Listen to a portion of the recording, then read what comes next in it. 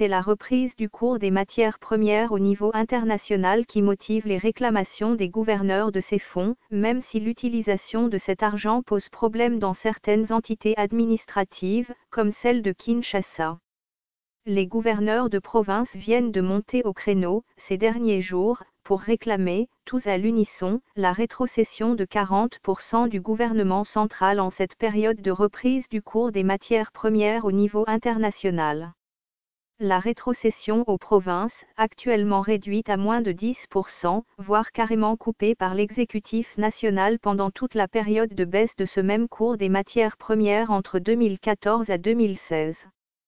La grande préoccupation est de savoir, si jamais le gouvernement central décidait d'accorder aux provinces cette rétrocession de 40%, à quelle fin les gouverneurs de ces entités territoriales vont l'utiliser. Cela quand on sait que tous les fonds mobilisés dans la plupart de ces entités comme les recettes de vignettes, impôts et autres dividendes sur certaines ne servent presque à sans grave rien. À Kinshasa par exemple, les routes, même celles du ressort de l'hôtel de ville, sont dans un état de dégradation très avancé. Les projets de transport en commun au niveau urbain et de construction des logements sociaux n'ont rien donné. Au niveau du gouvernorat de Kinshasa, c'est chaque jour que le gouverneur André Kimbuta Yango et ses ministres provinciaux ne cessent d'appeler les contribuables kinois à souscrire au paiement des impôts sur la garantie locative, revenus fonciers et autres. L'hôtel de ville de Kinshasa est même incapable de disposer d'un service de cantonnage, de telle manière que la capitale congolaise est devenue une véritable poubelle.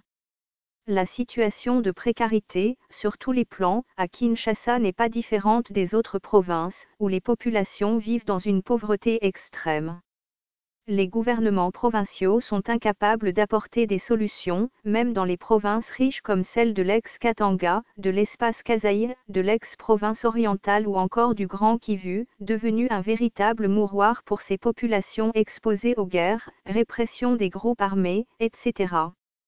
Les difficultés du gouvernement central d'effectuer la rétrocession aux provinces ne datent pas d'aujourd'hui.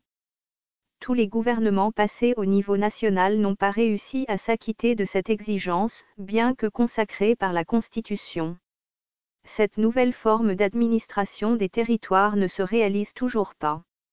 Aussi, la modicité du budget national reste l'un des éléments qui freinent ce processus. Il faut dire que la question de la rétrocession a suscité de sérieux débats entre l'exécutif national et ses entités, qui se plaignent de manquer des moyens de leur politique. Les exécutifs provinciaux peinent dans l'exécution de leurs programmes de développement, ont toujours soutenu ces différentes autorités provinciales. De nombreux gouverneurs des provinces jugeaient insignifiant ce que le gouvernement leur donnait à chaque fois en lieu et place de la rétrocession. Ce fichier audio a été créé par Panopre Basic, vous pouvez le télécharger sur www.panopret.com.